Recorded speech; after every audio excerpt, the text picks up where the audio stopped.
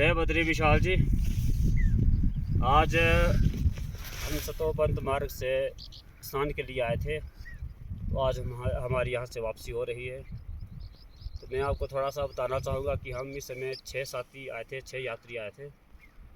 और यात्रा में चलो थोड़ी बहुत दिक्कत परेशानी तो होती रहती है। चढ़ने में भी कई लोग हमारे में अस्वस्थ भी थे, लेकिन उन्होंने भी बड़ी हिम्मत करके जो है इस स्थान में आए हैं और पवित्र स्नान किया है। तो इसके लिए मैं यहाँ पर जो है ब्रह्मा विष्णु में जो सर्वर है, त्रिकोण रूप में बड़ा है, इनके लिए मैं बार बार उनको नमन करता हूँ, प्रणाम करता हूँ। और अपने इष्ट आराध्य श्री महादेव, परशुराम, थान देवता, चौड़ महाराज, शिव महाराज, सभी इष्टों को मैं बारंबार प्रणाम करता हूँ कि उनकी कृपा से आज मुझे यहाँ तीसरी बार आने का अवसर मिला है। पहली यात्रा हमारी 2018 में हुई थी, जिसमें हम 9 यात्री आए थे। उसके पश्चात 2023 में हम 3 यात्री आए थे और इस बार हम जो है 25 में 6 यात्री यहाँ आए और सभी ने स्नान किया। किसी को कोई ऐसी परेशानी नहीं। कई बार यहाँ आधे रास्ते से वापस हटना पड़ता है, लेकिन प्रभु की अपार कृपा है हम पर, जो हमने इस यात्रा को पूरा किया। थोड़ा सा मैं इसे सरोवर के बारे में बताना चाहूँगा कि ये त्रिकोण रूप का जो सरोवर है, ये कहा जाता है कि शास्त्रों में, स्कंद पुराण में इसका वर्णन आता है कि पृथ्वी पर यह सबसे पवित्र सरोवर है। वो साक्षात ब्रह्मा विष्णु महेश हर एक महीने की एकादशी को यहाँ तीनों कोणों में स्नान करने आते हैं और उनके स्नान के पश्चात सभी देवी देवता, गंधर्व, यक्ष सभी जो इसमें स्नान करते हैं, पवित्र स्नान करते हैं। और यहाँ का जो पुण्य का फल कहा जाता है कि बद्री का आश्रम में तो जब तब का जो है 10,000 का फल है, लेकिन सतोपंथ का जो है 1 लाख का जो है फल हमने शास्त्रों में सुना है। यात्रा कठिन अवश्य है, लेकिन इतनी कठिन भी नहीं है। अगर दृढ़ संकल्प हो, थोड़ा सा मेडिकल आप फिटनेस ले ले तो आराम से यहाँ आ सकते हैं। यात्राओं में दिक्कत परेशानियाँ तो आती है, थोड़े से पाप पुण्य का भी फल होता है। पाप यहाँ पहुँचते पहुँचते आपके ख़त्म हो जाते हैं और स्नान करके पुनः आप ऊर्जावान बन जाते हैं। और थोड़ा सा सफ़र जो है हमारा जो पड़ाव आते हैं, सबसे पहले इसमें हमारे पास जैसे यात्रा माता मूर्ति के मंदिर होते हुए आती है, जो उनकी नर नारायण की माता है। आगे की यात्रा जो है लक्ष्मी वन, जहाँ नकुल ने जो है प्राण त्यागे थे, जिस समय पांडव स्वर्गारोहणी की तरफ यात्रा कर रहे थे। अगले जो पड़ाव हमारा शस्त्रधार आती है, वहाँ पर जो है सहदेव ने प्राण त्यागे थे। और जहाँ इस समय हम धर्म ध्वजा के पास खड़े हैं, आप थोड़ा सा अगर बताएंगे नीचे को, तो ये चक्र तीर्थ है। चक्र के आकार के होने के कारण जो है ये एक बहुत चौड़ा मैदान है। यहाँ उत्तराखंड में चौड़े मैदान को बोग्याल बोलते हैं। तो शास्त्रों में वर्णन ऐसा आता है कि जिस समय कौरव पांडव का युद्ध हो रहा था, तो शक्ति प्राप्त करने के लिए भगवान कृष्ण की आज्ञा से अर्जुन यहाँ तपस्या करने, शिव की तपस्या करने आए थे और यहीं उन्हें पाशुपत अस्त्र जो प्राप्त हुआ था।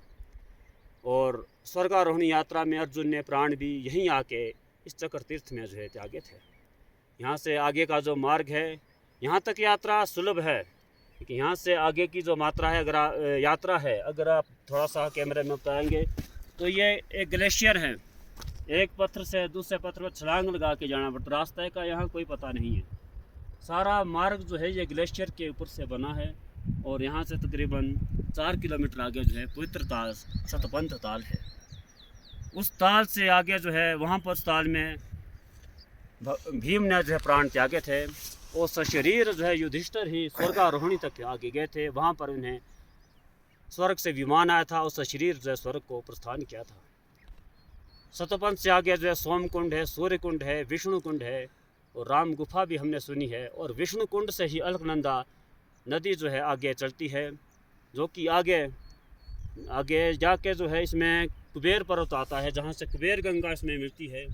थोड़ा आगे जाकर इसमें माणा के पास सरस्वती नदी इसमें मिलती है। संगम मठ वहाँ केशव प्रयाग के नाम से जाना जाता है। थोड़ा सा आगे जाने पर विष्णु प्रयाग आता है। विष्णु प्रयाग में धौली गंगा और अलकनंदा का पवित्र संगम है। आगे इसमें नंद प्रयाग, जहाँ नंदांकनी और अलकनंदा का संगम है। फिर कर्ण प्रयाग है, जहाँ पिंडार गंगा और अलकनंदा का संगम है। आगे रुद्र प्रयाग में, जो कि केदार से जो मंदाकिनी नदी आती है और बद्रीनाथ से जो है अलकनंदा नदी बहती है, उनका संगम है, रुद्रप्रयाग के नाम से जाना जाता है। और लास्ट जो है हमारा संगम है देवप्रयाग का है। देवप्रयाग में भागीरथी और अलकनंदा का पवित्र संगम है। तो उत्तराखंड में पंचप्रयाग, पंचबद्री और पंच केदार का जो बहुत महत्व है। तो ये संक्षिप्त में जो है थोड़ा सा मैंने इस यात्रा के बारे में आपको बताया है। आप इस यात्रा में अवश्य आए। मेरी आपसे जीवन में एक बार जो है अवश्य प्रयत्न करना चाहिए। अगर आप प्रयत्न करेंगे, मन में दृढ़ संकल्प होगा, तो भगवान भी आपके साथ जो है अवश्य खड़े होंगे, आपको यात्रा में जो सफलता प्राप्त होगी। मैं फिर एक बार से जो है सभी को, मेरे जो साथी है इन्होंने बहुत हिम्मत और का साहस से रखा, जो यहाँ तक पहुँचे हैं। बीमार होने पर भी इन्होंने जो बड़ा दृढ़ संकल्प से जो है आगे बढ़ते रहे। तो मैं इसके लिए जो है त्रिदेवों को भी नमस्कार करता हूँ कि उनकी कृपा से आज हम यहाँ, मैं तीसरी बार पहुँच सका। कि हमारे साथ जो पहली बार आए हैं, कोई दूसरी बार, तो आगे भी हम पर इसी तरह से कृपा बनाए रखे। जय बद्री विशाल, जय बद्री विशाल।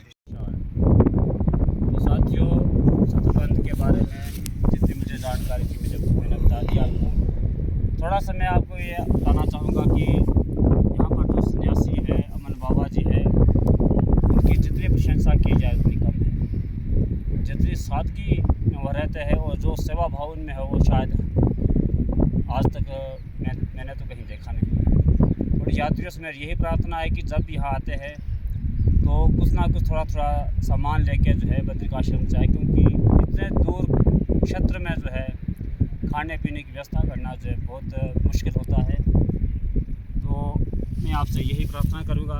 बाकी यहाँ साफ़ सफाई का ध्यान रखें। महात्मा जी के पास जो सोने खाने पीने की व्यवस्था यहाँ पर हो जाती है। तकरीबन 15-20 आदमी यहाँ रुक सकते हैं।